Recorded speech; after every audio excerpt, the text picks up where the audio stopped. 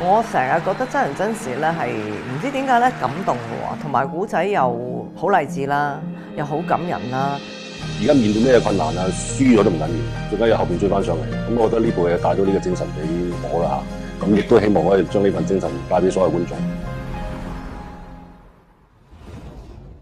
我同媽媽嘅神奇小子咧嘅緣分咧就係有一日古仔同我講咗個古仔喎，咁我聽完呢個古仔之後咧，我覺得哇得啊呢個古仔。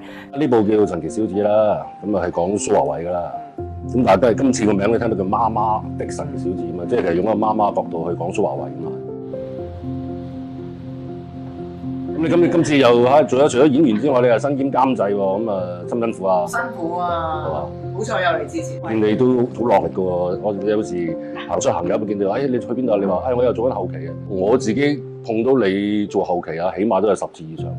係啊，即係你睇住剪片，你睇住所有嘅每一個對白點執啊咁樣，甚至係現場你又咁，所以我知你又好出力啊！今次呢件事啊，最吸引我咧就係因為真人真事。媽神奇小子咧就係關於一個輸緊人，最後尾能夠成功打到上去嘅一個勵志故事。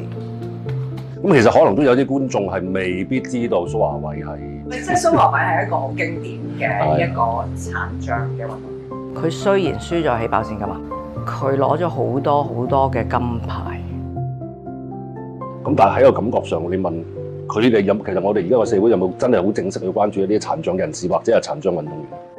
而家打呢份工咧，一個月大概揾到7000蚊到啦。我翻去跑步嘅話，每個月政府津貼得3000蚊咋。其實當年咧都唔公平㗎，因為攞奧運金牌嗰啲咧好多錢㗎，殘障嗰啲咧好少錢㗎，所以咧個津貼又好少，即係殘奧嘅金牌嘅獎金同真係嗰個奧運金牌係差天同地嘅。咁係啊嘛，大家都係奧運金牌，咁點解殘障嘅同正常嘅啲獎金差咁遠咧？你話係咪啊？我覺得大家應該同工同酬咯。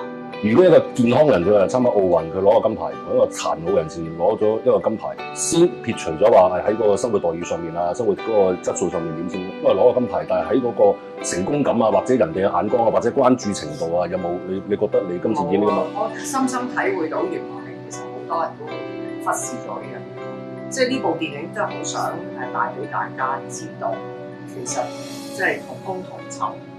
其實大家付出嘅努力都係一樣。好似我起步慢，但係呢個就係點解我要繼續去衝、繼續去追嘅原因，同我條命一樣，我就係要喺後邊追上嚟。即係你第一唔係同工同酬啦，第二又係其實大家對於一個資助又好，或者係做個攞獎都好啦，其實你冇人知道佢嘅辛酸話。有冇搞錯啊？要我等你咁耐？蘇華偉慘啊，sofa 都坐唔到，你仲成日企喺度啊！因為佢話佢雙底腰骨，咁跟住我問蘇媽咁點啊？你有冇做啲物理治療啊？有冇去睇醫生？邊有錢睇醫生啊？佢話睇親醫生都係我哋自己俾，因為我哋已經冇津貼㗎啦嘛。蘇華偉退咗休之後咁點？打份工咯，即係變為一個普通人。係啊，所以戲裏面我哋會爭取到就係喺佢有能力有知名度嘅時候，做多啲嘢咯，拍多啲廣告咯，即係積穀防饑咯。阿偉，跑步唔可以跑一世，拍完呢幾個廣告，我哋有幾廿萬喺手，你跑少一陣啦。即係其實做運動員，即係付出咗半生嘅努力，其實就係得到身體上邊更加多傷患咯。咁所以我覺得呢部戲可以帶俾觀眾知道殘奧嘅運動員，其實佢嘅待遇係並不係你哋想象。咁佢哋亦都係家庭背景，唔係話真係好富裕啊，一路咁辛苦含辛茹苦湊大個仔，仲要培養佢，佢係一個咁成功嘅運動員。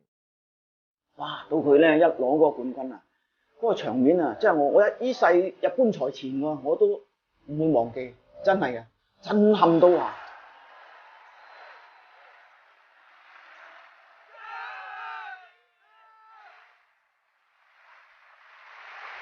我覺得呢部係最感動我嘅地方，就可能經歷咗而家呢個疫情啦。而家面對咩困難啊，輸咗都唔緊要，最緊要後邊追翻上嚟。咁我覺得呢部嘢帶到呢個精神俾我啦。咁咁亦都希望可以將呢份精神帶俾所有觀眾。輸在起跑線唔緊要啊，最緊要知道終點喺邊。